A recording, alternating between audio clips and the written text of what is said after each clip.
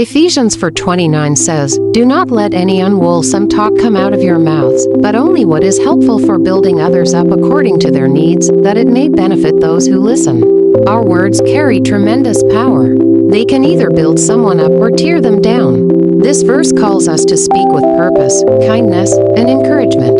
Gossip, negativity, and hurtful speech have no place in the life of a believer.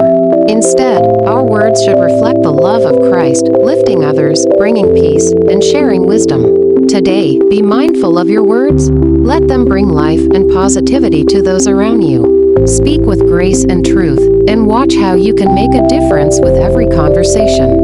If this message inspires you, like and subscribe for more short Bible messages. Share how you've seen words impact others in the comments below.